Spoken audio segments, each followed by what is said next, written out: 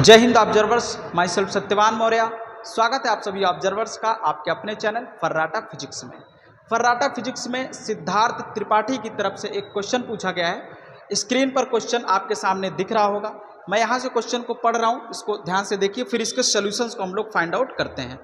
और सिद्धार्थ त्रिपाठी जी कहाँ हैं? व्हाट्सएप ओपन किया और ये, हाँ ठीक है। क्वेश्चन ये है कि pulling a body is easier than push it, Y.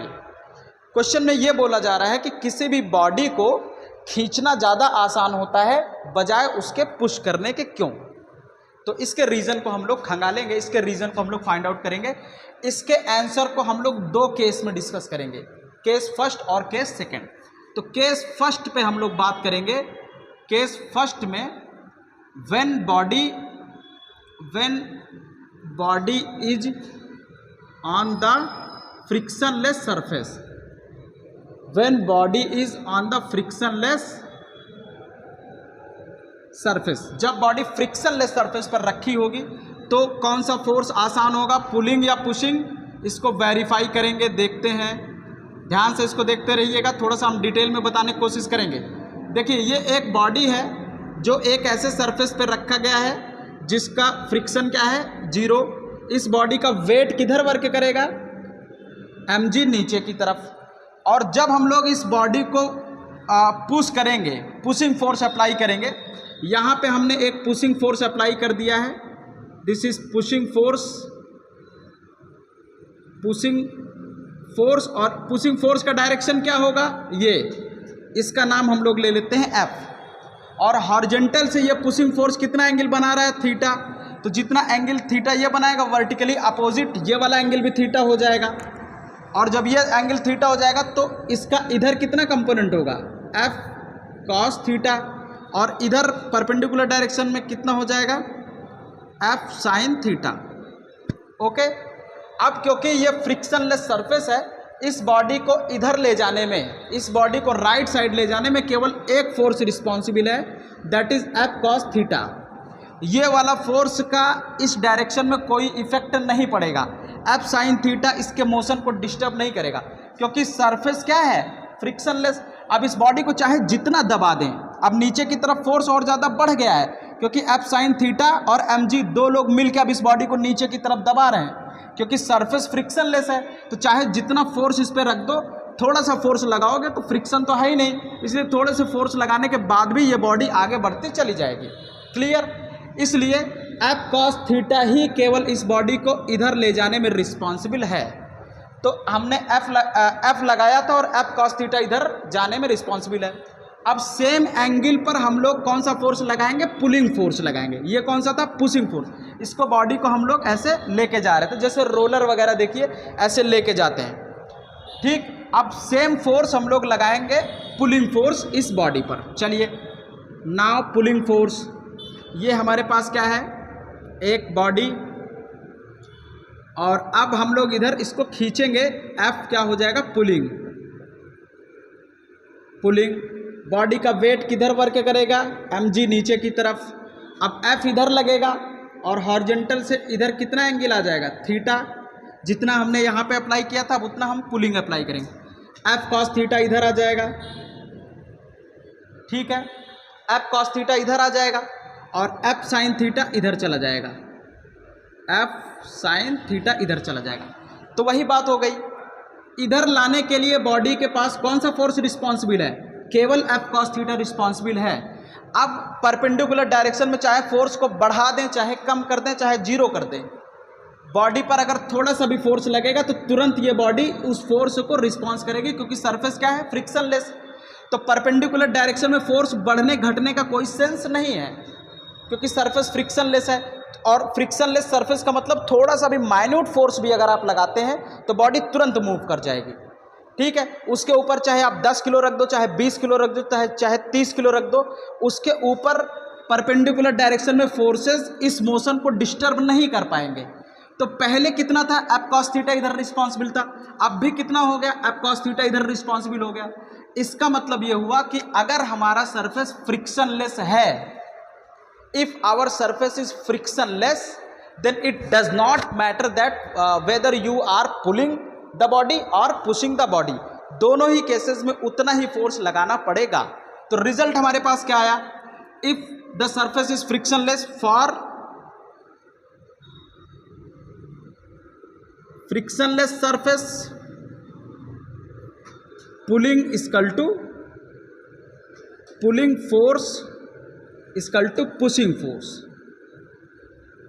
Pushing force condition क्या है, कंडीशन यह है कि दोनों का एंगल सेम होना चाहिए, ठीक है। Pulling force equal to pushing force for same angle, for same angle, okay. तो ये केस फर्स्ट हुआ जब हम फ्रिक्शनलेस सरफेस पर अपनी बॉडीज को रखे थे। अब हम लोग दूसरे केस पे चलते हैं। Now proceed for the second case, जब हमारी बॉडी किसी फ्रिक्शन वाले सरफेस पर रखी होगी तो फ्रिक्शनल फोर्सेस भी रिस्पॉन्सिबल होंगे। तो उस केस को हम लोग देखते हैं, तो इसको आप लोग नोट कर लीजिए। नाउ आई एम रिमूविंग, तो क्लियर हुआ ना, फ्रिक्शनलेस सरफेस पर दोनों ही चीजें बराबर होती हैं। रिजल्ट केस सेकंड की बात अब हम लोग करेंगे। Now I am removing this when body is on the frictionless surface. Frictionless surface मतलब ऐसा सरफेस जिसके पास फ्रिक्शन भी होता है, ओके। अब हम लोग इसको हटाते हैं। चलिए देखिए, जब हम लोग क्या करते हैं, एक फ्रिक्शन वाले सरफेस पर रखते हैं, तो जैसे ही हम लोग क्या करते हैं, इसको पुश करते हैं। जैसे ही हम लोग इसको पुश करेंगे तो एक फोर्स इधर वर्क करेगा F, और इसका इधर कंपोनेंट कितना हो जाएगा F cos थीटा, और इधर कंपोनेंट कितना हो जाएगा F sin theta.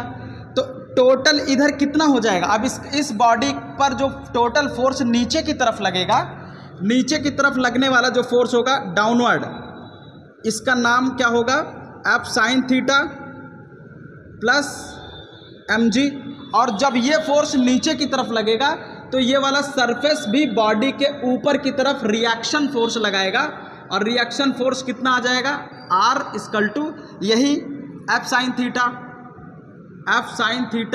Plus mg, okay.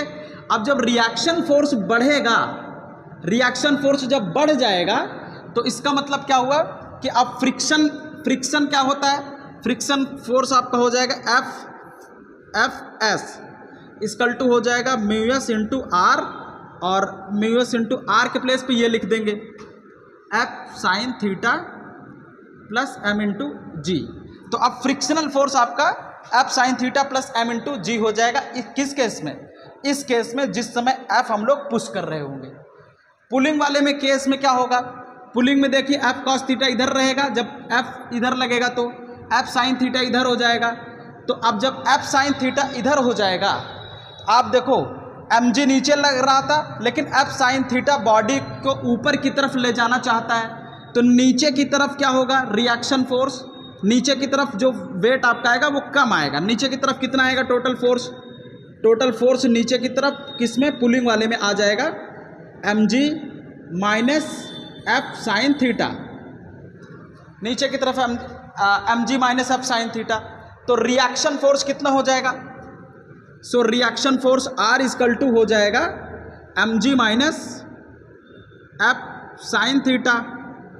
तो फ्रिक्शनल फोर्स इधर कितना वर्क करेगा, पीछे की तरफ, तो फ्रिक्शनल फोर्स यहाँ पे जो वर्क करेगा mu S into m g minus f sine theta, ठीक है।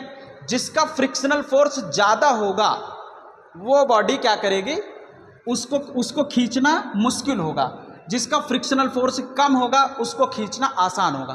तो यहाँ पे देखिए, यहाँ पे mg plus sine theta, mg में कुछ चीज़ ऐड हो रही है बढ़, तो इसका मतलब इसका फ्रिक्शनल फोर्स ज़्यादा है, इसका फ्रिक्शनल फोर्स क्या है, मोर, ज़्यादा है। जब फ्रिक्शनल फोर्स ज़्यादा होगा तो इसका मतलब इसको पुश करना मुश्किल हो जाएगा, इसको मोशन में लाना मुश्किल हो जाएगा। इसका फ्रिक्शनल फोर्स कम होगा क्योंकि रिएक्शन फोर्स कम है।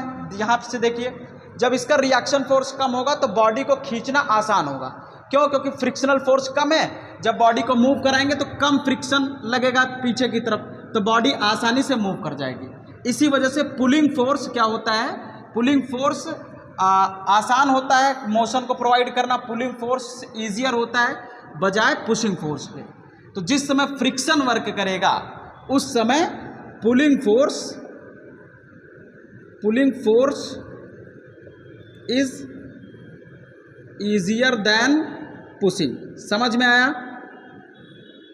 क्योंकि यहाँ पे क्या हो रहा है, फ्रिक्शनल फोर्स कम लगेगा पुलिंग वाले में और यहाँ पे फ्रिक्शनल फोर्स ज़्यादा लगेगा। तो जब बॉडी इधर मूव करेगी तो फ्रिक्शनल फोर्स इधर ज़्यादा लगेगा। ठीक है, तो दिस इज द रिजल्ट कि why pulling force is easier then pushing force, because in the pulling force frictional force is decreases, but in the pushing force frictional force is increasing. Okay, that's why pulling force is easier then pushing force. तो समझे सिद्धार्थ जी? और अगर आपको समझ में आया हो तो आप कमेंट जो है ज़रूर कर दीजिएगा। तो इस तरह से अगर और भी आपके पास क्वेश्चंस हो तो आप क्वेश्चंस भेजते रहिए, जो इंटरेस्टिंग क्वेश्चंस होंगे उनके जवाब हम जरूर देंगे। Thank you.